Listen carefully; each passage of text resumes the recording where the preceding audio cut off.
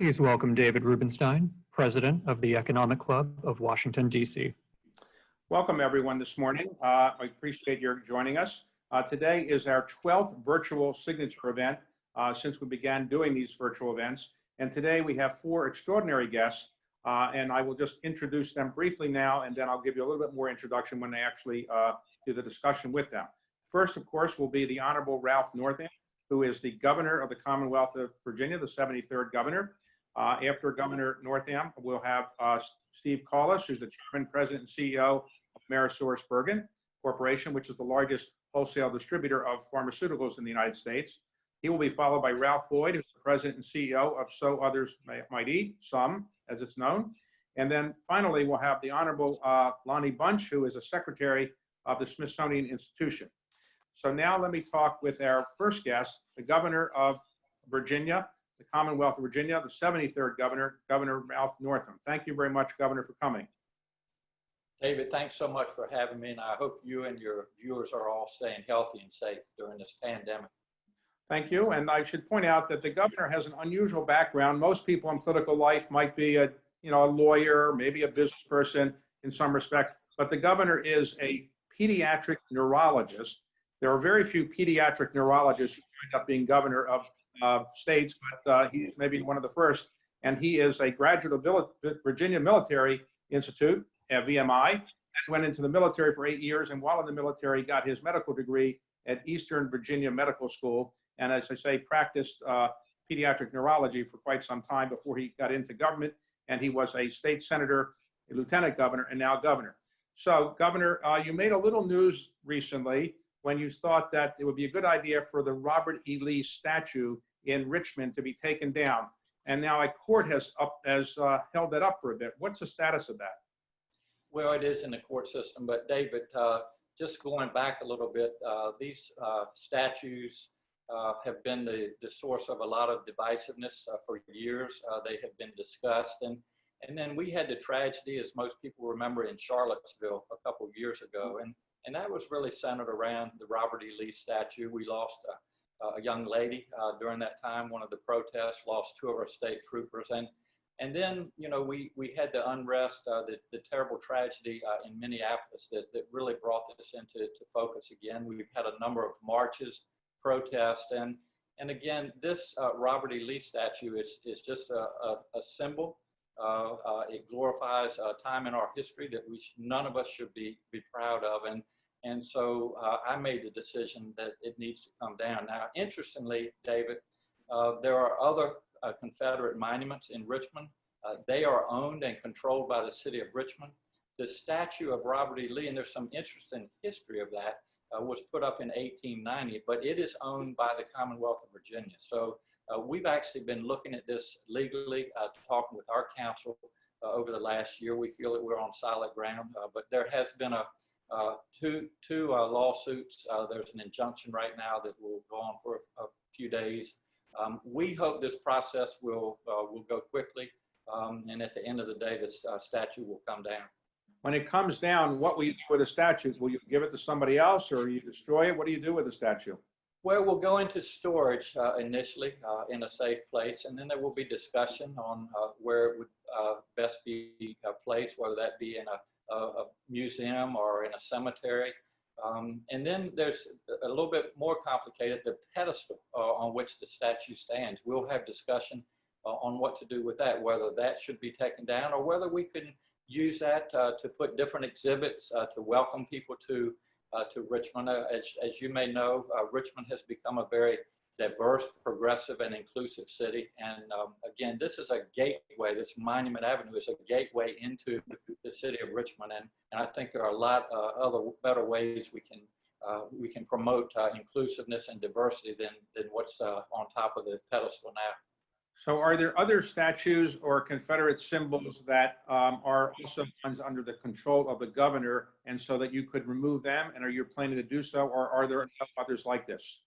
This is the only one that's strictly under control of the Commonwealth. There are a couple of statues on Capitol Square, one of Robert E. Lee, another of Harry Byrd.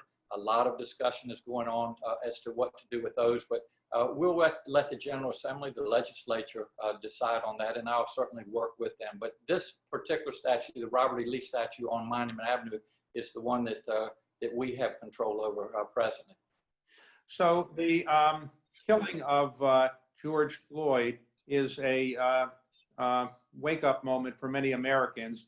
And are you, as the governor, working on any other initiatives to kind of reduce racial tensions and to increase the dialogue between the races about what might be done to improve the relationships? Is there anything else you're doing now? We are, David, and just to kind of look at our history of 400 years, and I think this is what a lot of people really need to understand, especially people not of color, like you and me, and I suspect a lot of your viewers, and that is the subject of Black oppression. And I think that if you look at our history, we obviously had the Civil War, and that's behind us. And then we had Jim Crow, and now that's behind us. Then we had massive resistance and then mass incarceration. And I think what this episode in Minneapolis just displayed, brought into focus, was that we still have Black oppression in our society today, just in a different form. And so there are a lot of what I would call other monuments of inequities. Inequities in access to healthcare, access to education, access to the voting booth, access to business opportunities. And so our administration has been working on a lot of those, but we obviously have a lot more work to do, and we're committed to doing that. I have another 1.5 years left, and we're going to continue a lot of the good work that's been done already. Now, you point out you have 1.5 years left. Virginia is the only state in the union which only allows its governor one term in consecutively. You could run it after if you're out for a while. Do you think that's a good idea or not? Well, I could argue both sides of it. David, I'm smiling a little bit. With COVID-19, this has been 24/7, just nonstop for me and for our cabinet secretaries, our administration. So right now, I would lean toward saying that one term is a very good idea.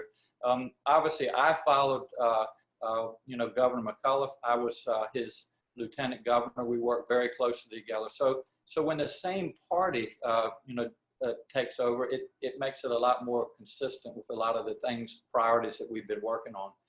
If you switch parties, then you have to kind of start reinventing the wheel. So there are pros and cons, but following Terry was a good thing, and we've had our hands full. And I kid with people. We had a great session, got a lot of good things done, a very progressive budget, and then COVID-19, and now the racial unrest. The last thing we need right now at this time of year is a hurricane, so we'll keep our fingers crossed. But hopefully we can get through this fall and get out of COVID-19, get our economy recovered, and kind of get back to near normal as best we can. You also followed Patrick Henry and Thomas Jefferson. They were previous governors. Isn't it kind of intimidating to sit in the same seat that those individuals had? It is. What's really neat, David, is, on Capitol Square and really the governor's mansion, there is just so much history. That governor's mansion has been there and has been, a governor has lived in it since 1813. And so the portraits and the furniture and so to kind of go in there and look around and just soak up the history is really impressive. And so it's been a tremendous privilege to serve as the 73rd governor.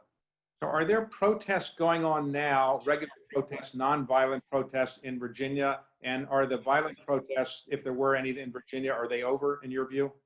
Well, there have been a number of protests, David, and going on for a couple of weeks now. As you know, we called in the National Guard because of some of the looting that was going on. Most of the protests are nonviolent. We have another protest scheduled in Richmond tomorrow with thousands of people scheduled to be there. And so we do have a law enforcement presence, and we encourage people to be peaceful. As you have probably heard, some of these statues, one in Portsmouth was taken down. Actually, an individual was seriously hurt. And so I have encouraged people that there's a process as we move forward to removing these statues, and to please let us do that in a safe and responsible manner. Now, speaking of the National Guard, did you have any of your National Guard in Washington, D.C.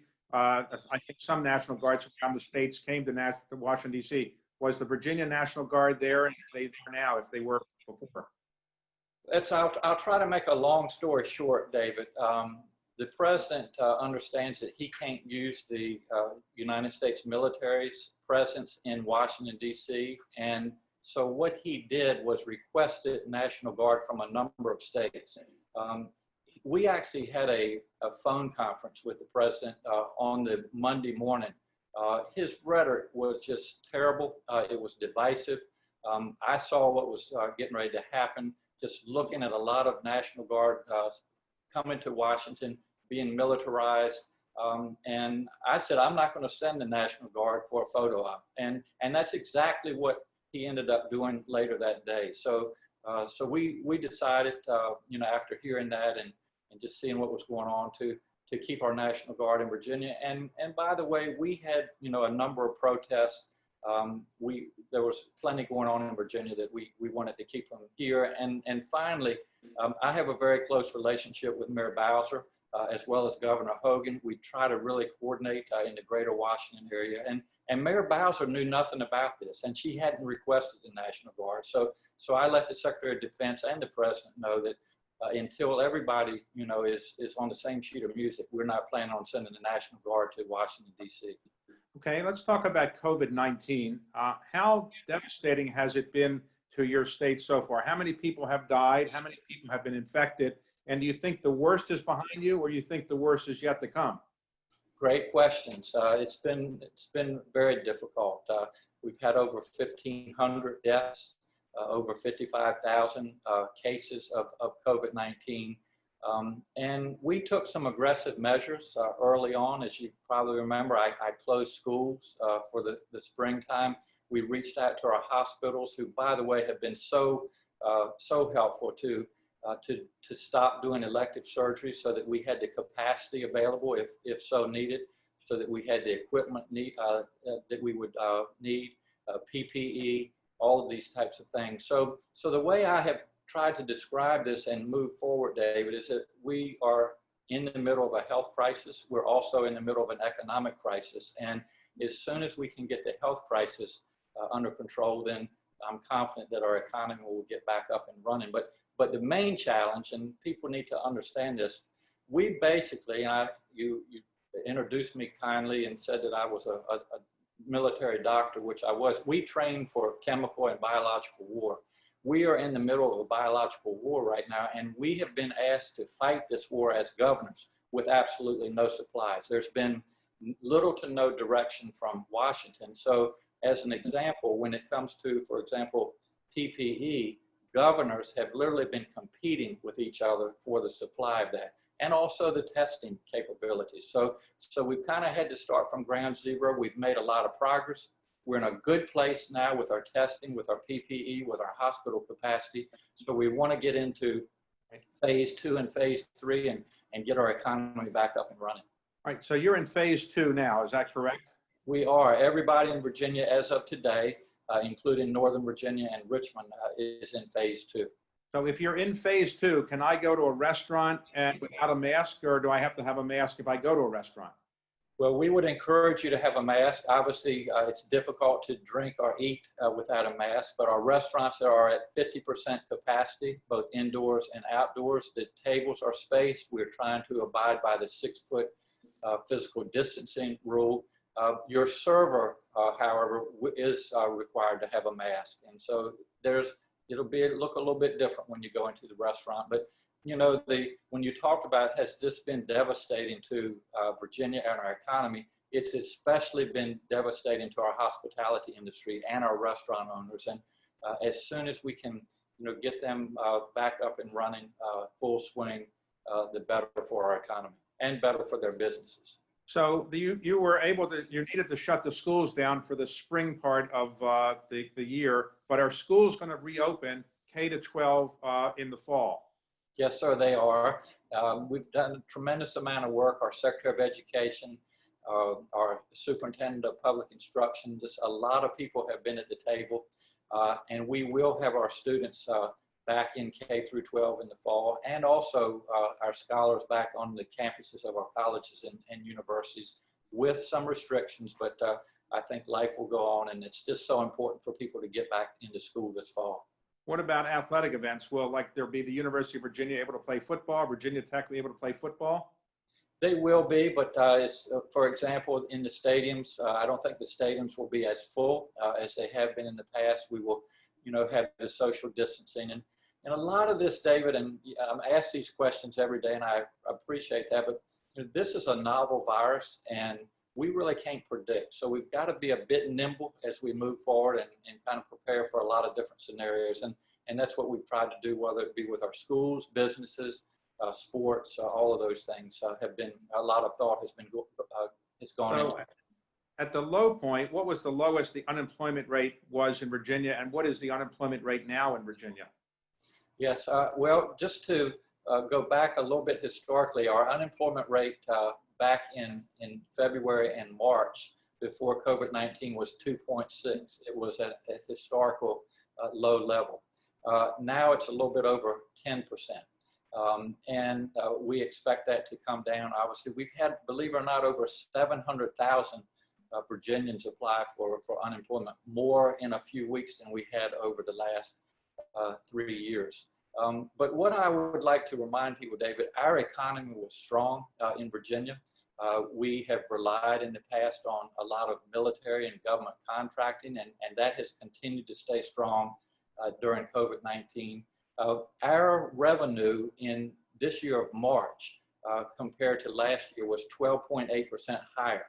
So that's how well Virginia was doing until COVID-19 hit. But I'm confident. We've taken about an $800 million hit during the last quarter. Probably be a total when we look at the next 2 years of around $2.5 to $3 billion. Our reserve fund is very strong in Virginia. We've prepared for a rainy day. We've had a lot of assistance from the federal level through the CARES Act, about $3.3 billion. We've asked for a little bit more flexibility so we can use that in some other ways. But we're going to come out of this, I think, in a very strong position, especially compared to other states. So under Virginia law, do you have to balance your budget every year? Absolutely, and that's a good thing. So by doing that, you'll be able to do that even with the revenue shortfalls. You'll be able to balance your budget. Yes, so we had, as I said earlier, one of the most progressive budgets that Virginia has ever had. A lot of investment in education, early childhood education, historically Black colleges and universities, and so when COVID-19 hit, rather than sign the budget, we put a pause or hit the hold button, and so I'm going to bring the legislature back in August. We'll do a reforecast probably in mid-July. We'll have a lot better idea of our revenue at that time, and then really hopefully take up some of the priorities that we had in our budget before our legislature went home. So, Governor, you've been managing the state from where? You're doing it remotely. Most of the employees, I guess, are home. How hard has it been to manage the state remotely, and what have you learned in the process of doing that? I've learned, David, that I'm not as good at technology as I should be, but I have a lot of young folks that help me out. The Patrick Henry building, which is where our office is and where all of the cabinet secretaries' offices are, is right beside the governor's mansion. So it's literally about 50 yards of a walk for me. So that hasn't been an issue. The technology has been a little bit more of a challenge for me, but it's probably a good thing. So in the end, do you expect that all of your employees will come back to their regular offices in the next several months and work with masks or without masks? How will that work? Yes, sir. They will come back to work. We've been doing a lot of teleworking, which has worked well. But, I have encouraged really all Virginians, but especially our staff, when they can't keep more than 6 feet of distance to please wear a mask to protect themselves and also to protect others. And I think for the most part, David, Virginians have done a good job. Certainly not everybody wants to abide by the rules, but for the most part, we've been able to make those changes. And the largest reason for that was really for our hospital capacity to make sure that if we had a surge of COVID-19 cases, that we would be able to care for them. And we've been able to keep our hospitalizations down. and really been able to keep our supplies where they need to be. So I think Virginia's in good shape, and we're going to continue to practice good habits, and just hope if we can do that, that we won't have a resurgence of this in the fall. That would be very damaging for Virginia and for the rest of this country. So two of your predecessors as governor are now in the United States Senate. And some of your predecessors have run again for governor after they had some time out, and I think one succeeded. So do you have any aspirations to ever run for office, the Senate, governor, or president of the United States? Or what do you think you're going to do when your term is over? You know, David, I appreciate the question. And, you know, you never know exactly what's going to happen. But I'm a co-owner of a medical practice, which I founded in Northam, Virginia, called Children's Specialty Group. We have a little bit over 100 pediatric subspecialists.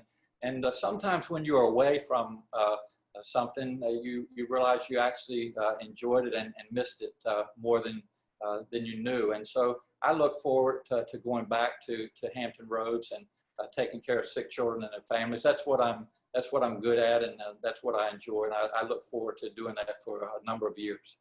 So what does a pediatric neurologist specialize in? That was your specialty, pediatric neurology. What actually does that entail?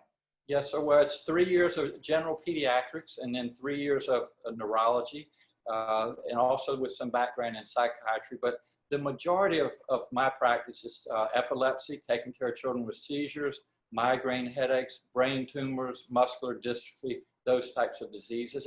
And while, you know, it's an exciting time, David, because we know that there's a genetic cause for a lot of these disorders and diseases, and we're now finding cures. And so I look forward to being back in the office, back at the bedside.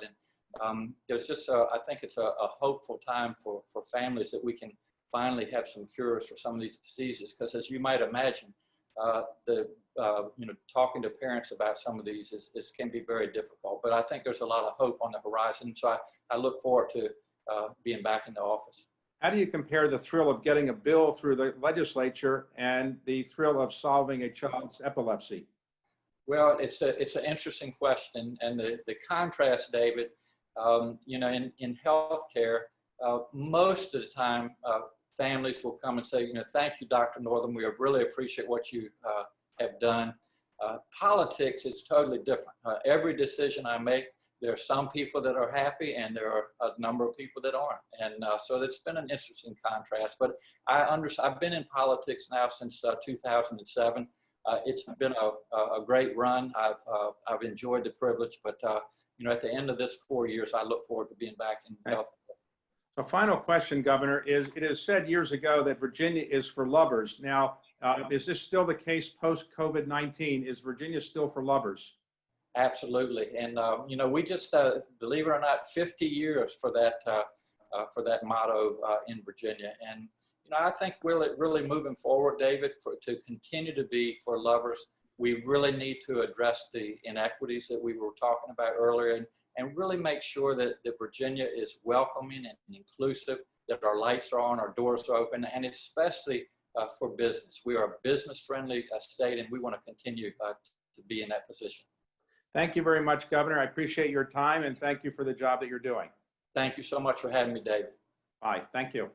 Our next guest is Stephen Collis. Stephen Collis is the president and CEO of AmerisourceBergen. And as I said earlier, AmerisourceBergen is the largest pharmaceutical distribution company, which has an $80 billion revenue, and it is, I think, the 10th biggest revenue company in the United States. It has a market capitalization of about $19 billion and has about 21,000 or so employees. So, Stephen, welcome to the Economic Club of Washington.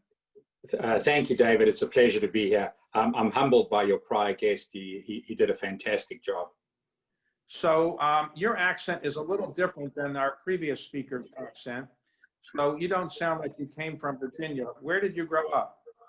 Yeah, I grew up in Johannesburg, South Africa, and I came to the United States when I was 28 years old. So I just celebrated 31 years in the country. So I passed the threshold where over half of my life is in the United States. And what was it like growing up in apartheid? You obviously recognize that that was a terrible system, but what were the pulls and strains about staying there, leaving, and so forth? Yeah. So when I went to school, it was a really idyllic childhood. Very much like growing up in the suburban United States in the 60s and 70s, and the press was very censored. My mom was a teacher and a social worker, so she was very involved in education, and she would take us sometimes to the townships with her. That's what it was called, where South African blacks would be educated and would have to reside. We also had domestic servants, and that was the term at the time, and who were very close to our family. They were in our family for, in one case, 30 years, and the other two cases around 25 years. So that was the encounter we had with people of color. There were various incidents. I remember, for example, a sinner who virtually brought me up. I remember her son getting arrested and my dad going to the police station to sort that out. So we did learn. And then when I got into my high school years, the 1976 Soweto riots was a milestone event, and that caused a tremendous social unrest. And the next 10 years or so, which ultimately resulted in myself and many other educated South Africans making the decision to leave the country, were very much a time of tumult. The sanctions, the disinvestment, the sports boycotts were very profound to the country. I think was a really good illustration of South Africa becoming a pariah among nations. And just recently, I was watching with my family the Oscar Pistorius story, and I saw scenes from that time, and when I was in 10th grade, that were just overwhelmingly horrific in terms of the violence that was perpetrated against the people. And again, you have this overwhelming feeling of shame and guilt. And what were you doing? What were you doing to help? When you were literally 15, 16 years old, but it was a horrific system. And I'm a Jewish South African, which is a very small segment of the population, so not really representative of any other socio-economic group. And it was we had a particular propensity towards helping with justice, but probably I look back on that and realize we all didn't do enough.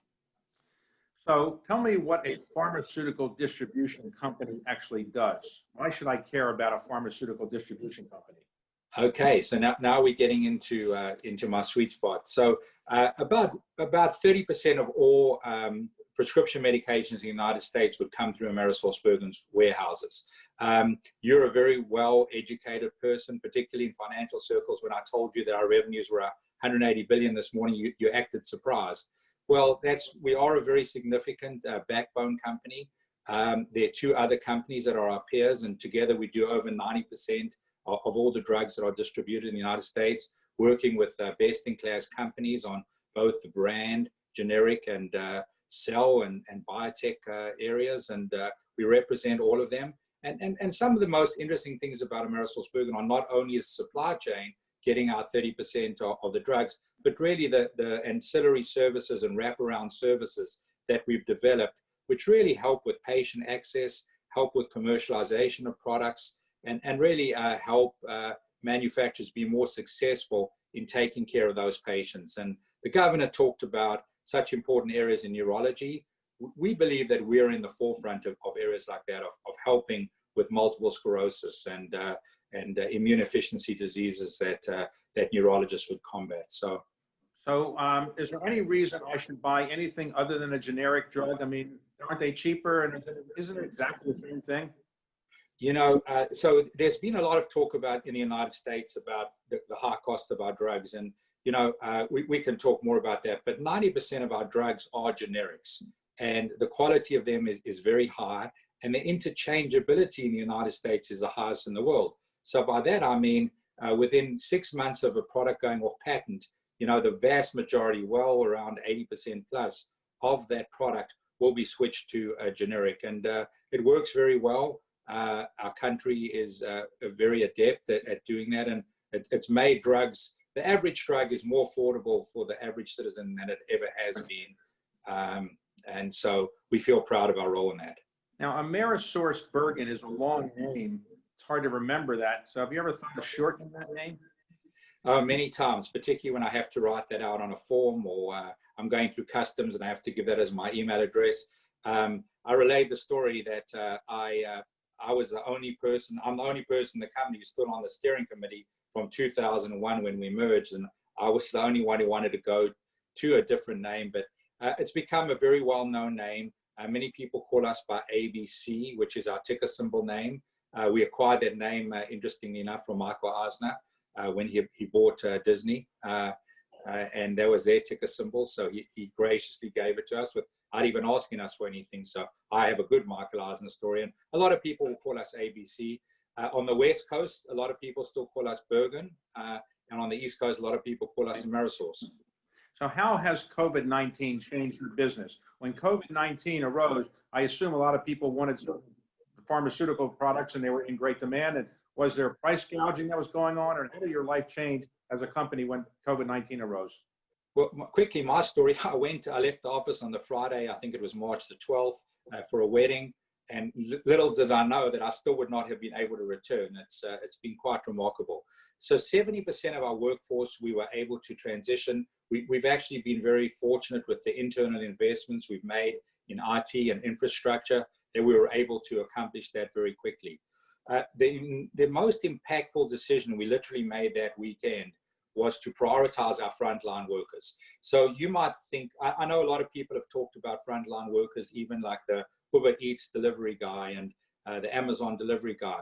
We regard our frontline workers as anyone that was affecting patient care continuity. So that is our distribution center workers. It's in World Courier, which is our clinical trial logistics. It's the drivers. It's nurses that are interacting with patients. It's people that are working with clinical trials. It's veterinarians, people that are assisting with veterinarians. And that's about 30% of our workforce that needed to be still carrying on in the setting that they were working at prior to COVID. So we really wanted to prioritize their health and well-being and did a whole bunch of wraparound support services to make sure that could be accomplished. So did you have to furlough or lay off any of your employees, or did you have to hire more employees? Well, March was a really strong month, not so much on revenue, but a lot of scripts, and a lot of those scripts are for less expensive products.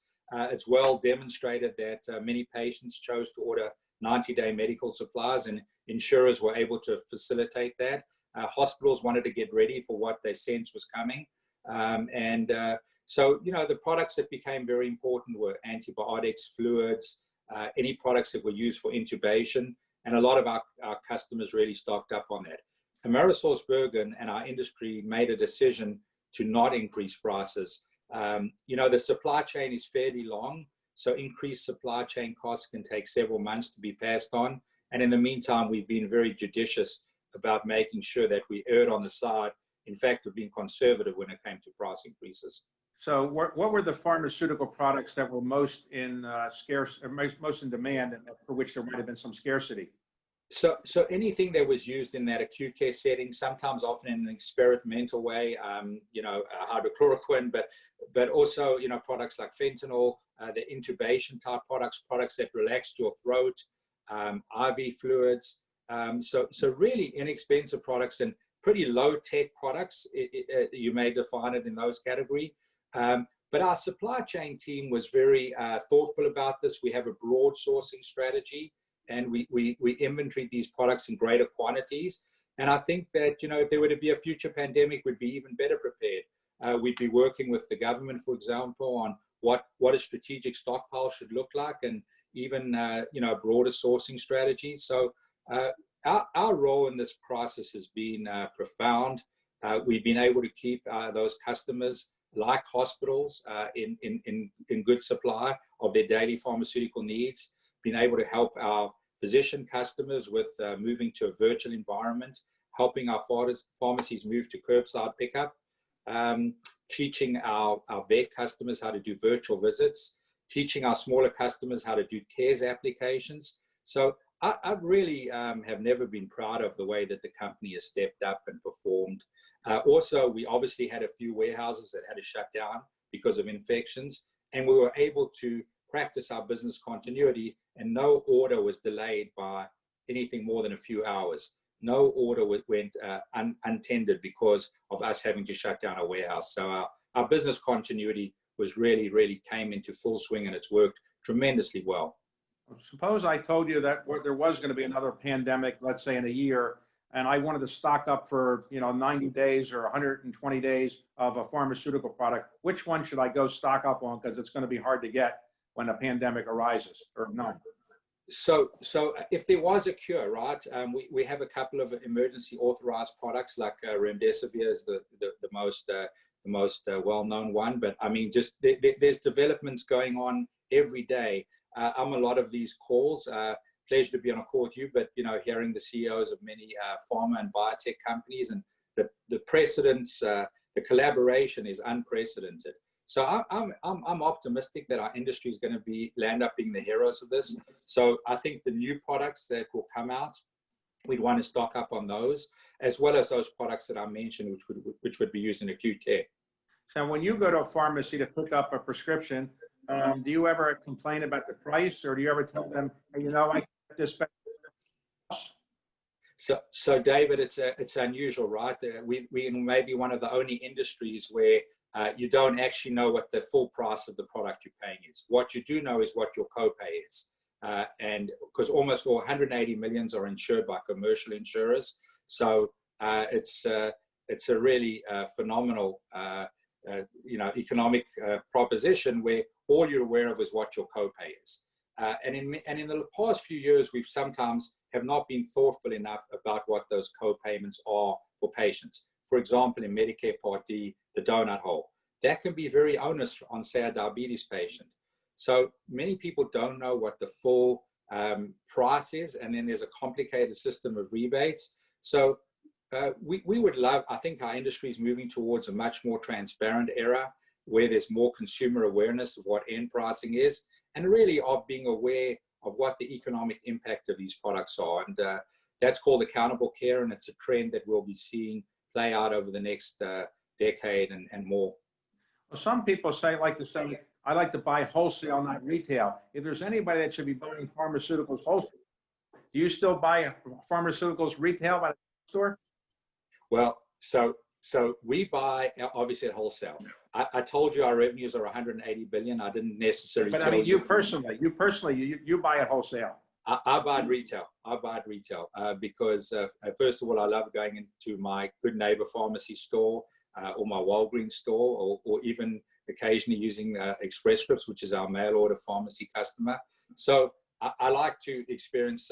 Fortunately, I'm taking a lot of prescriptions, so I get to experience them. But no, the margins we work on are about 1.5% operating margin, right? So if you think about the difference between wholesale and retail, and you in aggregate getting a 1.5% margin, you can see that there's not a terrible deal buying at retail, at least as far as the wholesaler to the provider goes. And by providers, I mean doctors, hospitals, pharmacies, veterinarians, etc. Have you found it difficult to manage a company remotely? And are you running the company from your home mostly, or have you been? So, yeah, David, I've been working exclusively from home. To be honest, the one thing that was a bit of an exception, and we took great care of it, was the earnings release. It was very hard to do it without my trusted right hand, our CFO, and the head of investor relations. But no, I've been working from home. The big lesson I learned was, you talked about technology. I need 2 screens, but it's actually worked surprisingly well. And in many ways, I feel like I have as great a command, and by that I mean understanding of the information that's pertinent. One of the great decisions we made was at 5 o'clock every day, the executive management committee, which is the 7 people that report to me, we meet and we have presentations from our COVID task force, our business continuity and the re-entry force, as well as key business leaders, even certain investments we're making. We have people come and present to us, and those have been going an hour to 2. And honestly, I feel like they've been so helpful because, with travel and being out of the office so frequently, we haven't necessarily had that chance to spend so much time together and interact with the key people that are really on the front lines of what's going on, if it's in re-entry or it's in customer interaction or anything. So what would you do differently? Now you know more about what it's like to manage a company remotely. if you could do it all over again, is there something you would do differently than what you did?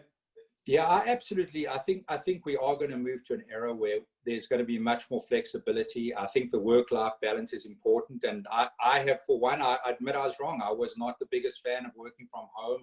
I really do believe in the community and the affinity of working together. But the technology has improved so much. Big data gives us such interesting insights. The graphs that I can get on the financial performance and daily sales of the business are so illustrative. So the biggest lesson I've learned is to give more flexibility. Is that trip really necessary, especially when you're having an error? I don't think that this pandemic or this infection is going to go away very easily. So I think when people get on a plane, they're going to be thinking about it for at least a year. So I think that flexibility, the ability to work remotely. I will tell you that the biggest issue I see with this environment is us not being able to visit smaller customers. I think the larger customers we can visit so effectively and actually bring so many people together. The smaller customers that really want the coaching, the connection to AmerisourceBergen, those are the ones that I'm concerned about more, those in the community. So what has your company done philanthropically as a result of COVID-19? Are there things you've done to help communities that have been adversely impacted by the crisis? So 9 years ago, I became CEO. It's actually July 1st. It'll be 9 years, and really thought about. And my predecessor is one of my closest friends, a great friend, a great mentor. But he really believed that the stakeholder was the shareholder.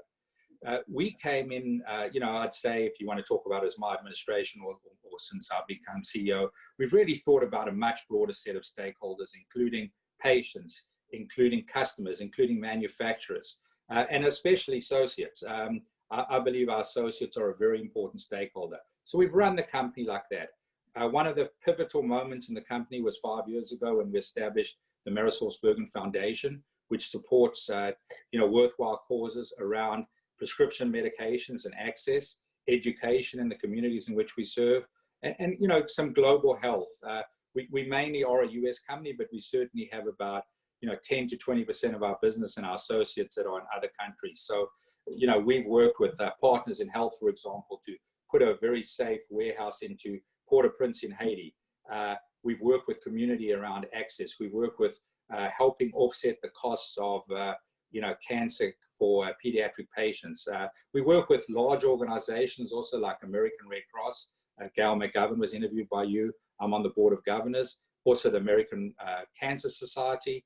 But, I think we've also found a real way to work with smaller organizations that are dealing with drug abuse, particularly in the areas of opioids. And I couldn't be proud of the work we're doing. And as you know, I think that ESG issues are going to become more and more important in the future for companies. So, you mentioned opioids. How can you be sure that in your warehouses, people aren't stealing opioids or things like that? We have very strict quarantining. So we have what's called a vault, and we have different levels of prescription potential abuse.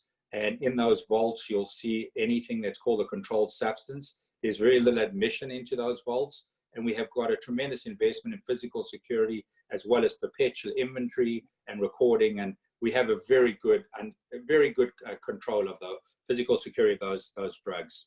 Now, your company is based in Philadelphia, is that correct? That's correct.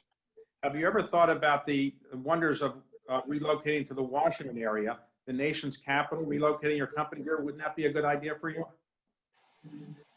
Well, to me, the most beautiful city in America, I know that Winston Churchill thought it was Boston, and I'm there a lot. I don't think we would do that because, as Governor Norfolk said, it's booming in Virginia and it's expensive there. So we're happy with where we are, but we regard ourselves very much as a national company. So, but I'm happy to come visit with you whenever this is over. All right. Well, thank you very much. And now I know more about my pharmaceutical distribution business than I did before. So thank you very much, Stephen.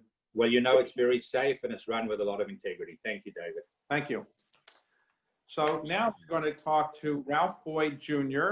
Ralph Boyd Jr. is the new president and CEO of So Others Might Eat, which is also known as SUM.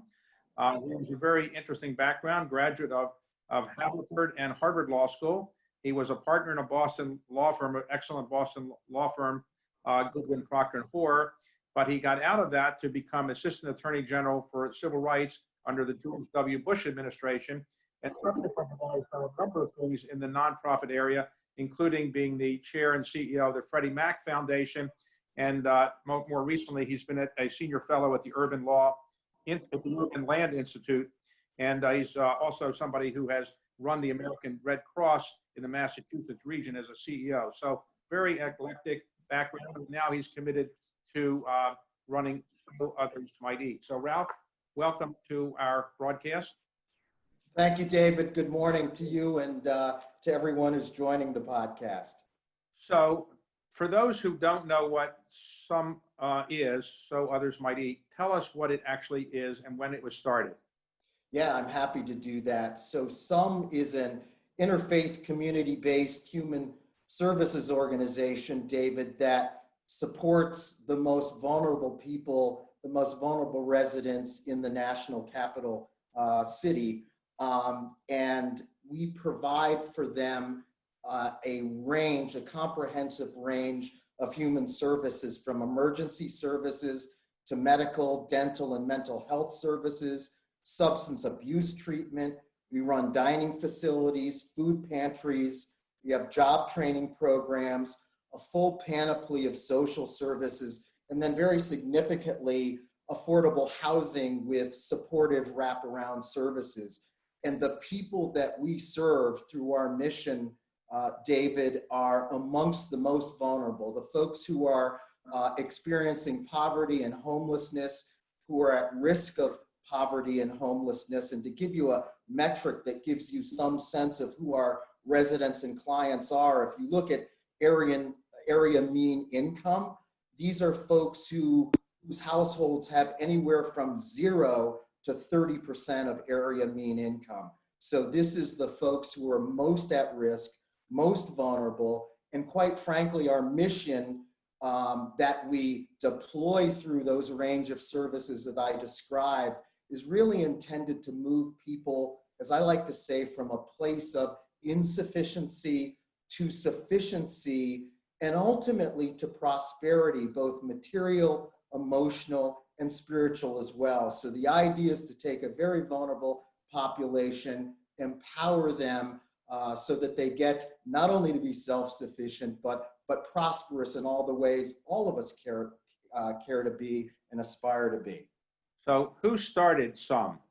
So SOME was started in 1970 by a Catholic priest, Father Horace McKenna, who started out SOME with a very humble, modest soup kitchen. And SOME has grown over the decades. We're in our 50th anniversary year, from a couple soup kitchens started by Father McKenna to this comprehensive human services organization that I described.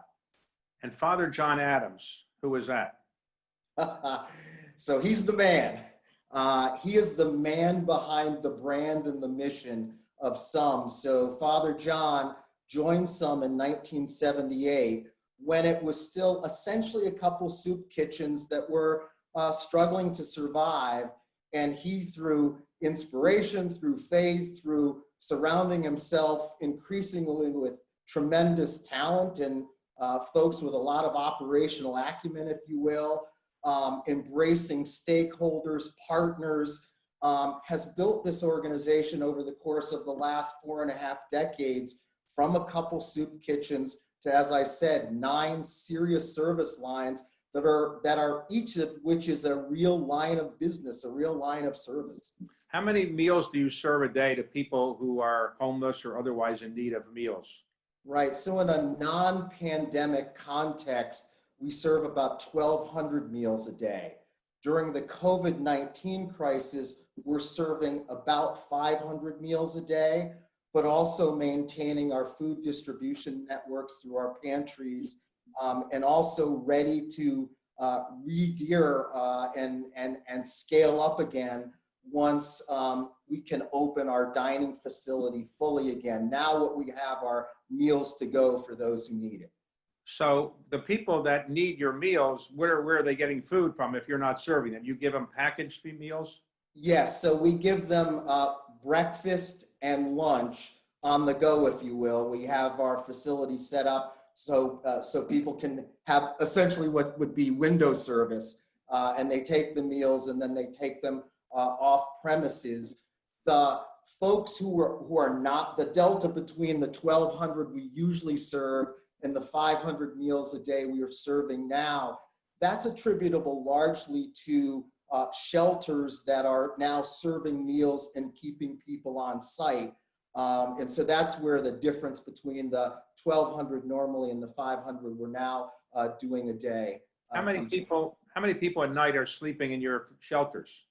So, David, we don't run shelters. What we have is a significant and meaningful affordable housing portfolio. So we actually have about 1,130 units in our affordable housing portfolio.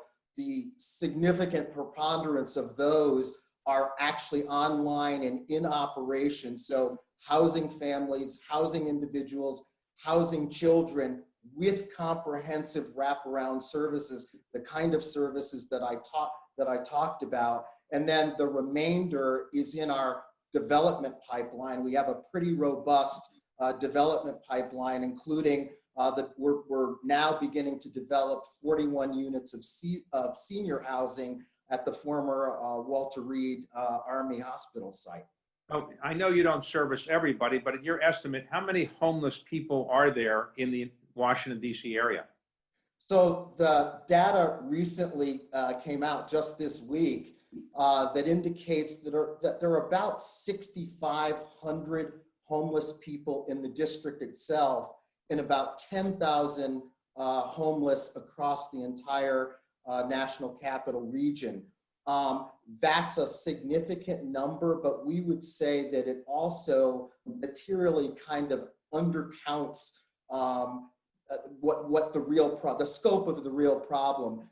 6,500 is the actual number of people who are either living on the streets or living in shelters, but it doesn't count the multiple more of people who are actually on the precipice of homelessness, who are actually at risk of being homeless, and many of whom will be homeless at some point within the next 18 months to 2 years.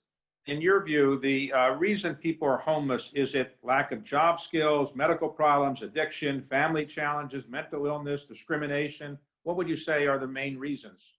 So all of the above, David, all that you said are elements of that issue.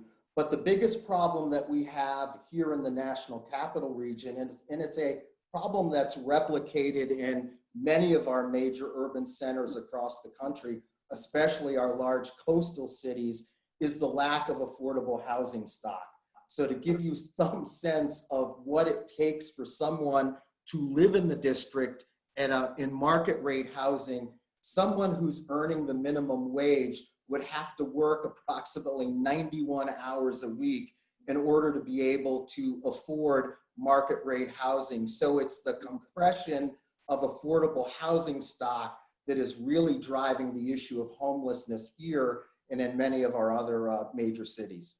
So where are you getting your money from? Does it all come from the federal government, from donors? I recognize that one of my partners, Bill Conway, is, I assume, one of your biggest donors, and the building behind you is named after him. Is that right?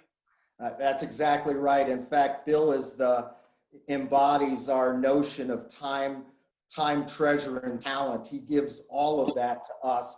But to answer your question quite directly, the preponderance of our budget annually comes from contributions, from donations, from social investors, from individuals to foundations, to corporate social investors.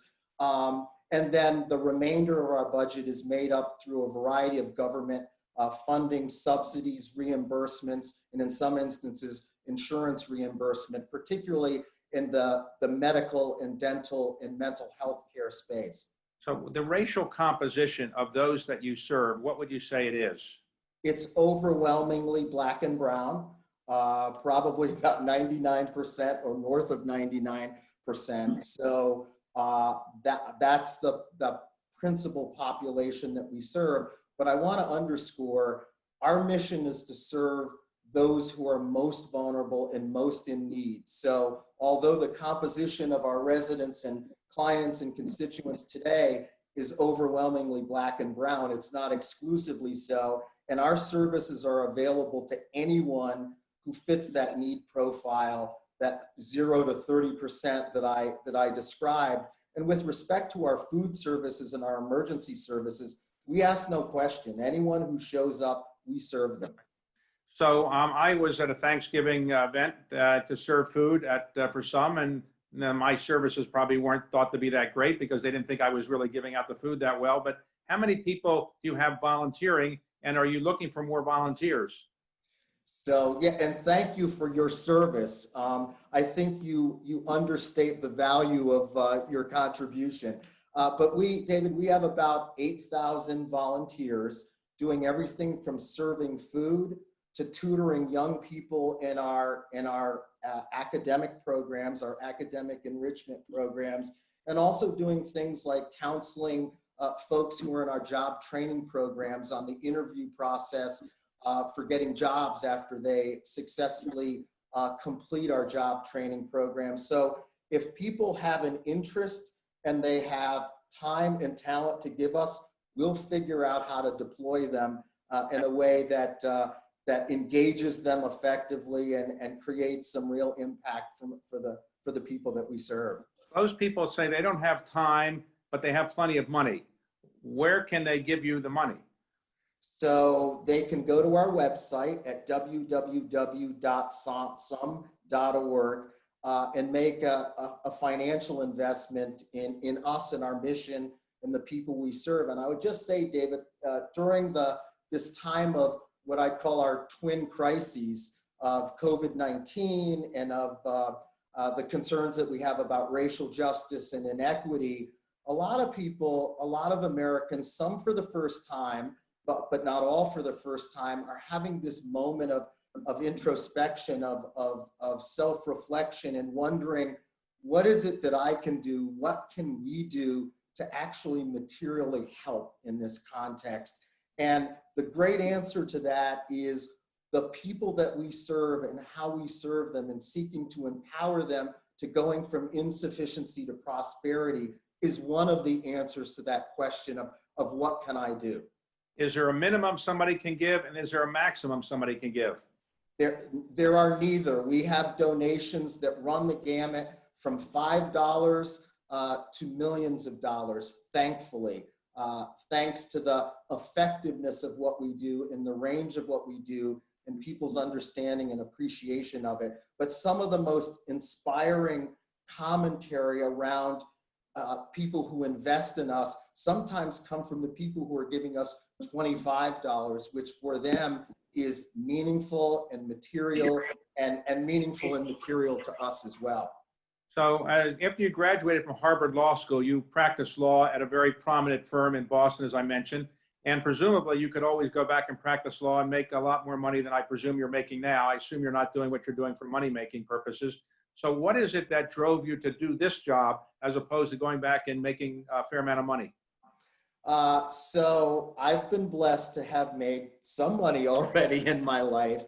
But for most of my life, I have sought, sometimes I've been better at it than at other times, to integrate faith in all aspects of my life, from my personal life to my civic life to my professional life. Some is an incredible opportunity for me to take an organization that, frankly, if you were trying to build an organization from scratch today, it would almost be, it wouldn't be impossible, but be near impossible to build an organization that provides the range of services for the most vulnerable people. So the opportunity to put all those skills that I've accumulated over decades, being a lawyer, being a business person, a banker, a diplomat, all those things, to marshal all those skills to deploy them against this mission is really, frankly, the kind of the capstone of my career, if you will. So to keep what Father John and others have built, to keep that mission robustly pursued is really a privilege, a profound challenge, daunting in some ways, but one that I embrace fully. Ralph, thank you very much for that description, and thank you for coming on today, and we wish you the best in your new position. Thank you so much, David. Thank you for allowing me to join this really august group this morning. Thank you. So now we're going to have a conversation with Lonnie Bunch. And Lonnie Bunch is somebody that I've gotten to know reasonably well in recent years. Lonnie Bunch is the secretary, the 14th secretary of the Smithsonian. He's the first African-American to serve as the secretary of the Smithsonian. For those who may not know his background, Lonnie is a native of New Jersey, got his education, undergraduate degree, and his PhD at American University, worked at the Smithsonian relatively early in his career, had a number of other museum jobs in California and also the head of the Chicago Historical Society, and then was given the mission to come back by a prior secretary to build the African American History and Culture Museum, which he built from scratch with essentially no money at the outset and no staff at the outset. That museum is clearly one of the great successes of museum history in Washington around the world. And Lonnie was chosen not long ago to be the secretary of the Smithsonian, and he is with us now. Lonnie, thank you very much for joining us. Thank you, David. It's great to be with this august company. So, Lonnie, you have been a scholar of African American history your entire career. Have you been surprised that the events in Minneapolis led to the worldwide protests we've seen, or did you think at some point this was going to happen? Well, I wasn't surprised that we would have another death, another moment that really lets us realize that issues of racial fairness and unfairness have been at the heart of the American experience. But I must admit, I have been really moved by the way the public has responded.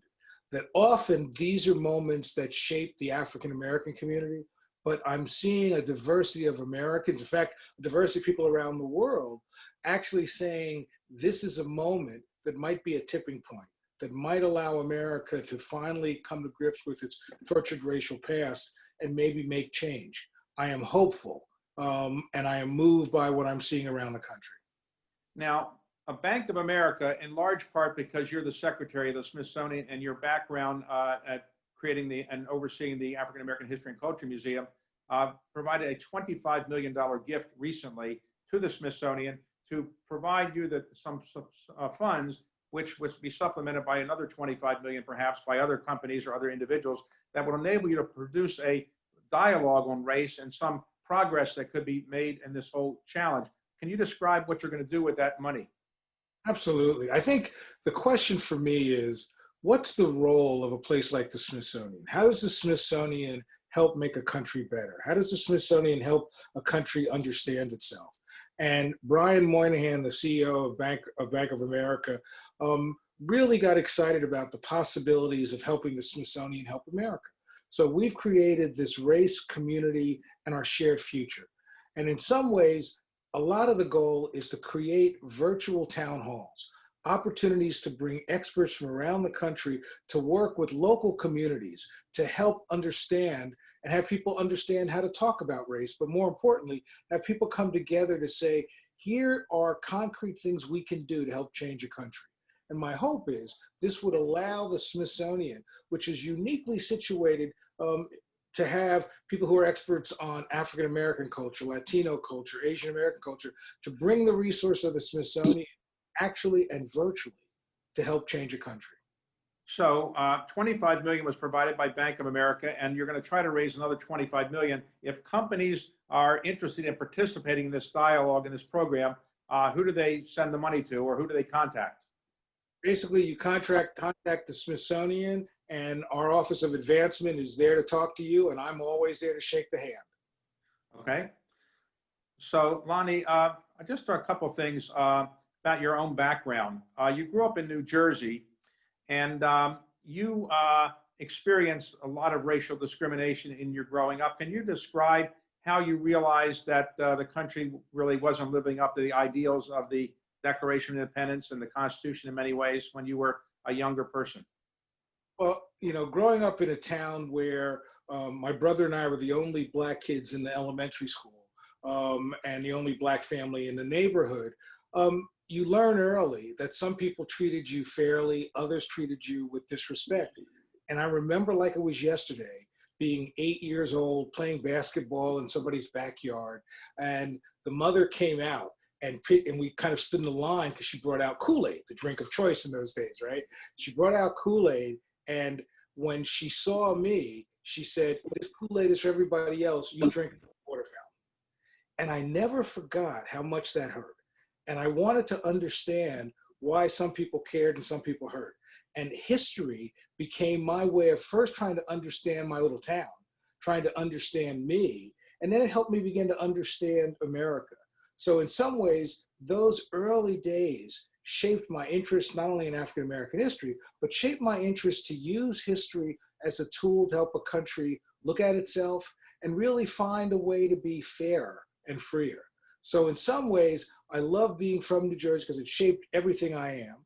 It taught me how to run, how to fight, and how to talk my way out of things. But in many ways, it inspired me to say, how can I help through using history to address the challenge of race that has always been a great chasm in America?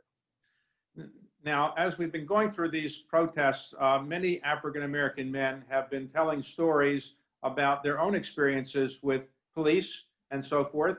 Have you had any experiences like that?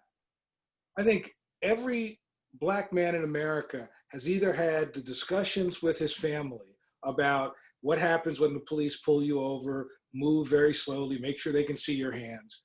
But for me, it became more than a conversation in 1967.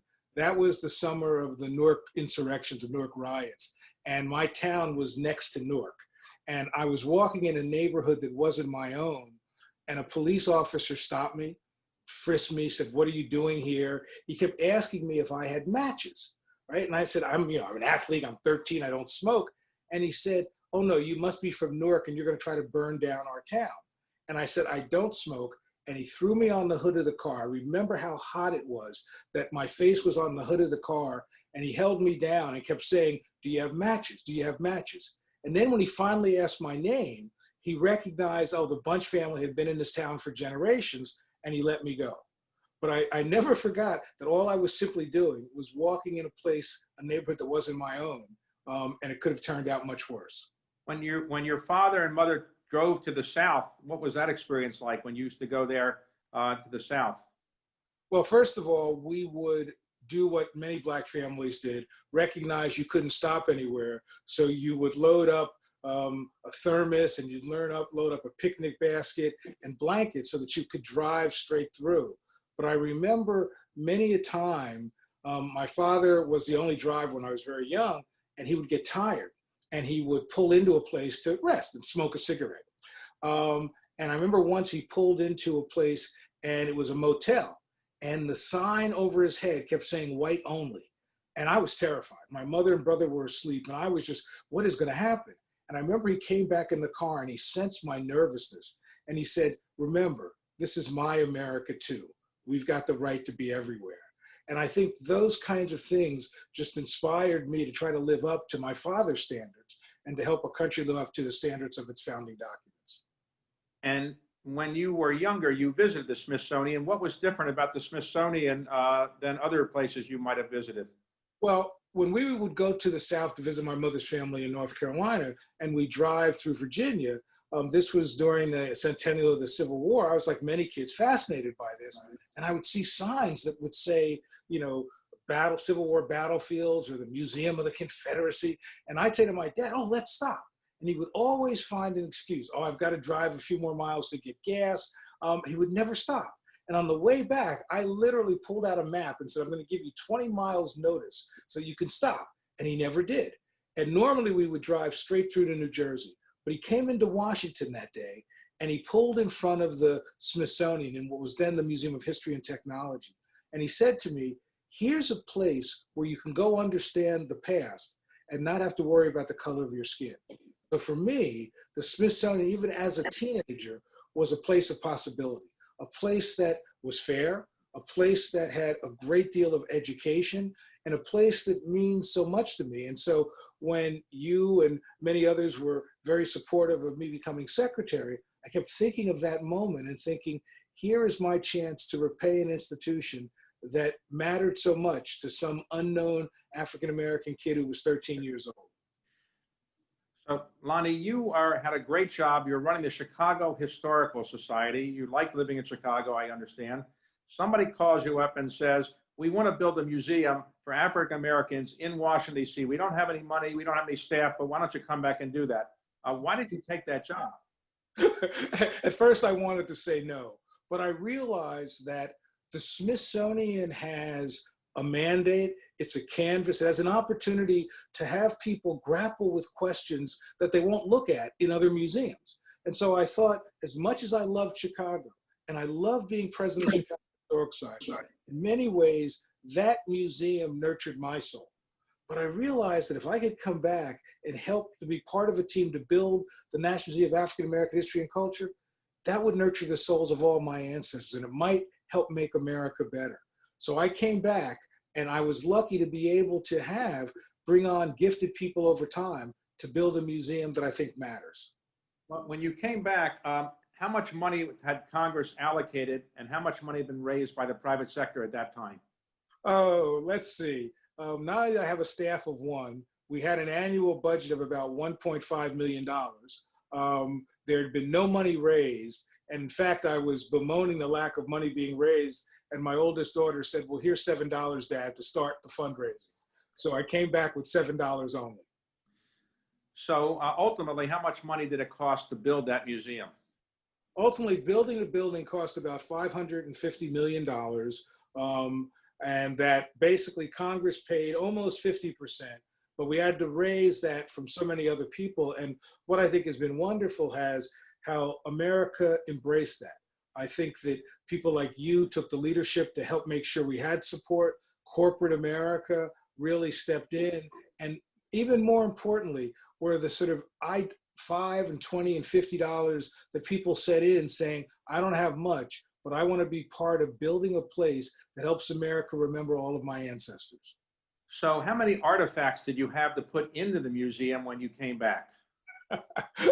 When we started, we had nothing. And I knew that even though we were going to do things that were driven by technology and virtual, at the Smithsonian, people come to see the ruby slippers, the Wright Flyer. So my notion was we had to find collections. But I'll be honest, David, I didn't know if we could. And one day I was sort of worried about things, and I kind of fell asleep watching television. And I woke up and Antique Roadshow was on, and I had never seen it. And I thought, what a good idea. So I stole the idea, reframed it, Saving African American Treasures, and we went around the country asking people to bring out their stuff, not to take it or even value it, but to help them preserve grandma's old shawl or that 19th century photograph. And people then began to give us amazing collections. And that in essence, by the end of the time we opened, we had over 40,000 artifacts, of which 70% came out of basements, trunks, and attics of people's homes. So of all the artifacts, you have about, how many artifacts total you have in storage and so forth? Is it 23,000 or? Almost 45,000. 45,000. And how many do you have on display right now?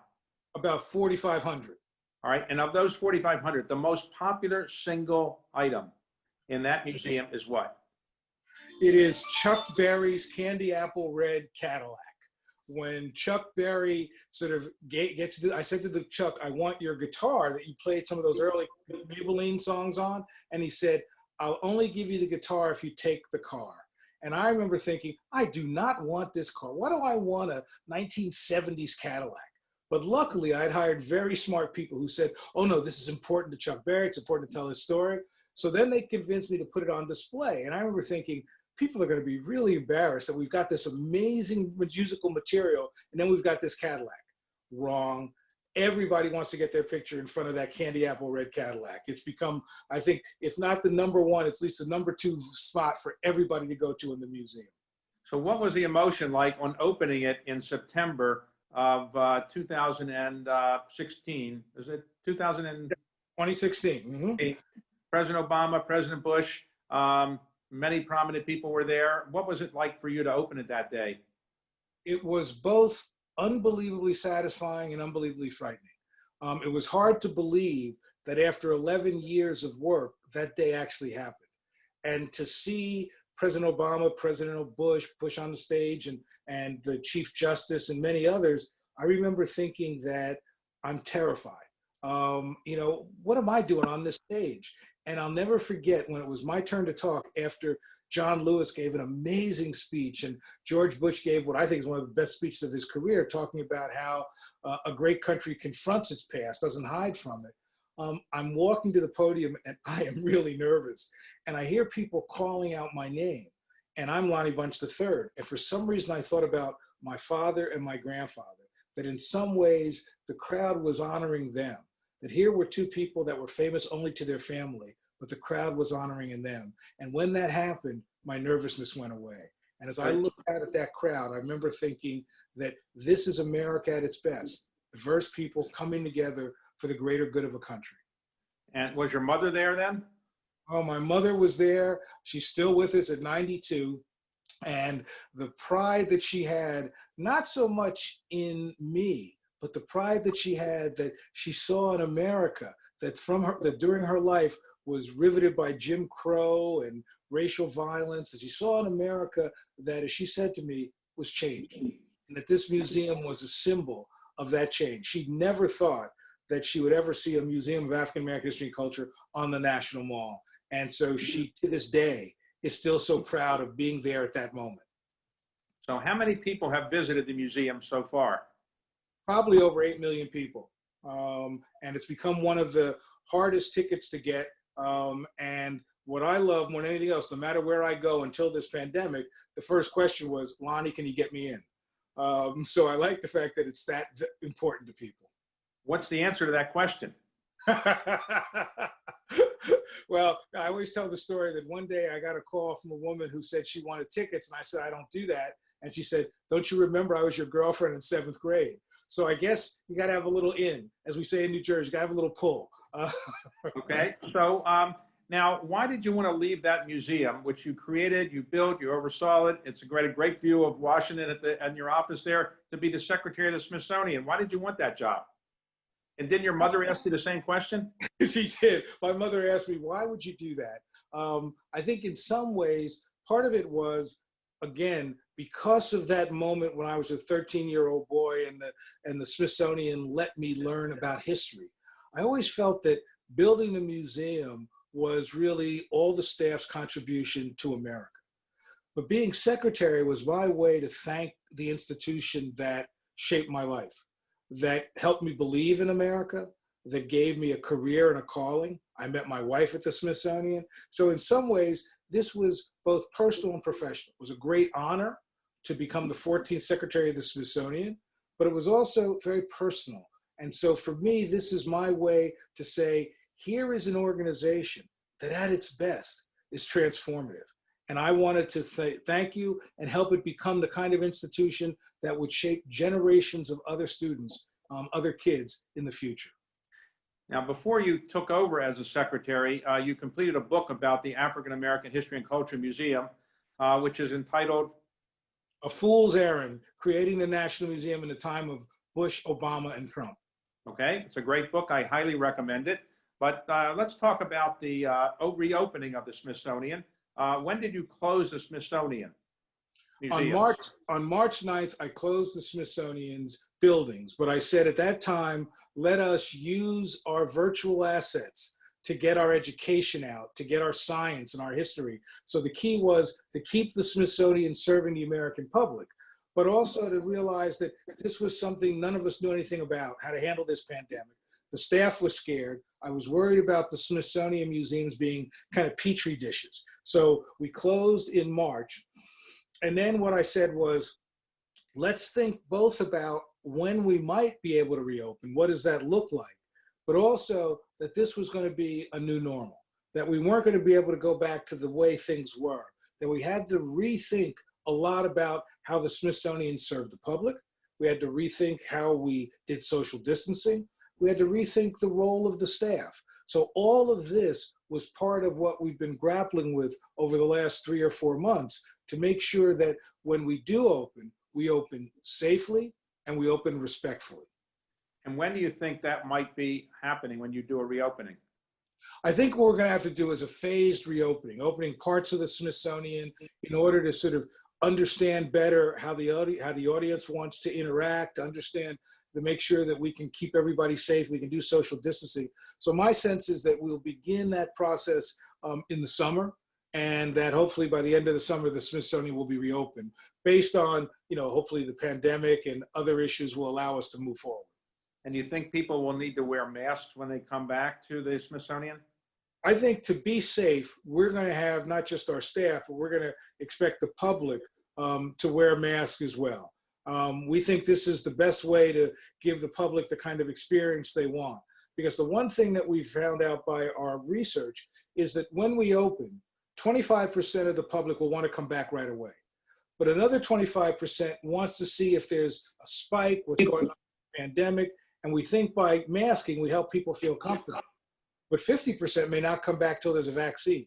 So that really means that we've got to continue to serve both those that actually come in, but also to continue to push out our digital assets to serve those that want to come but aren't ready yet. So you've lost a fair amount of revenue from your shops and other things that are closed. So when you reopen, are you going to charge admission? No, the Smithsonian is the gift to America. And so we're not going to charge admission. We're going to rethink our business models. We're going to think about e-commerce in different ways. We're going to think about how do we use our shops in different ways, so that we're looking to try to make sure we fill that hole. But the reality is that we're going to have to think very differently in order to be efficient as we move forward. Now, I noticed you're rebuilding one of your museums, the National Air and Space Museum on the Mall. That opened in 1976, and it had some challenges recently, so you're redoing it. When will that reopen? Well, as you know, the Air and Space Museum was where I first went to work at the Smithsonian, so I have a great love for it. And part of the challenge was that it was a building built in 1976 that I think people didn't expect to last for 20 years. And so in many ways, we've had to rethink of that building and almost restrip it. So this is something that has been a challenge under the pandemic, because we wanted to keep working on it, but there were supply issues and the like. Our goal is to sort of basically begin to have that building available for the public in 2021, 2022. So to make sure that ultimately by the time we get to 2026, that building is open completely for the public to enjoy. So as I like to say, it was built in 1976 at a cost of $40 million to GSA specs. And obviously the pyramids were built to the different specs than the GSA specs. So the pyramids have been around for a few thousand years. But when it opens up, what will it have now cost to rebuild it, would you say? I would say that it's going to cost over $500 million. And I think what that does, though, is not only does it allow us to fix the structure, but it allows us to reimagine the exhibitions, to think about the visitor experience, to make sure one of the most popular museums in the world can continue to serve the public for generations to come. So the Smithsonian has 19 museums, but you also have some research centers. What do they do? I think one of the great mysteries of the Smithsonian is to let people understand the fullness of the Smithsonian. I am moved when I went up to the Smithsonian Astrophysical Observatory that they share with Harvard up in Cambridge. This is the group of scientists that helped to create the image of the black hole that was so popular, that's doing so much of the research about is there life on other planets. I go visit the Smithsonian Environmental Research Center out in the Chesapeake, and I'm struck by how the Smithsonian is doing cutting-edge innovative research about species and water invasions and how to make sure we can protect our environment. I think that I am really moved by what we're doing at the Smithsonian Tropical Research Institute in Panama, which is really looking at biodiversity and making a contribution, not just to understand, but to protect this. And then we have places that are working with animal species to make sure they're bred in the right way. But in essence, research is really the heart of the Smithsonian. Even the museums are profoundly shaped by the research that undergirds the history or the art or the science there. So that the Smithsonian is really, in some ways, one of the greatest educational sources in America. And what we want to do is amplify that, let the public know that, and make sure that our resources be they scientific, cultural, or historical, really help to shape the country and give it the tools it needs. Now, the current chairman of the Smithsonian Board of Regents is Steve Case, who has a big background in technology and so forth.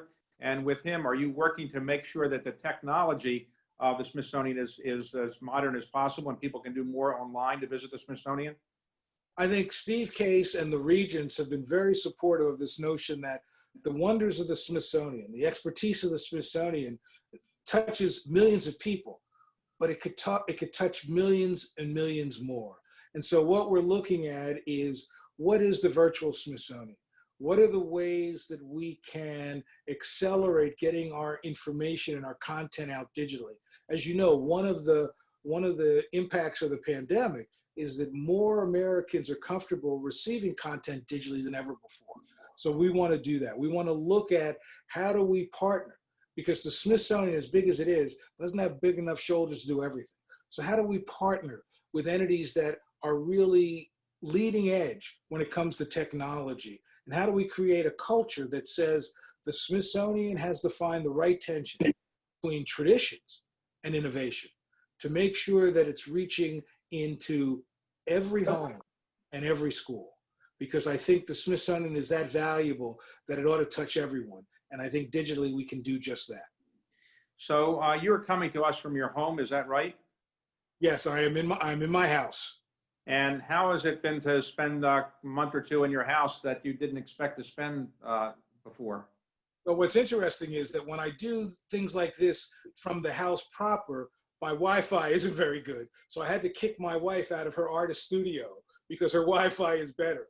So basically what I've been able to do is sort of negotiate a piece so that I can use some of her studio for part of the day. But it's really been a challenge for me because I'm a good 19th century historian. I think one of the most innovative inventions is the fountain pen. So clearly, learning how to Zoom has been a challenge, but I think like everybody else, I've adapted to this new moment.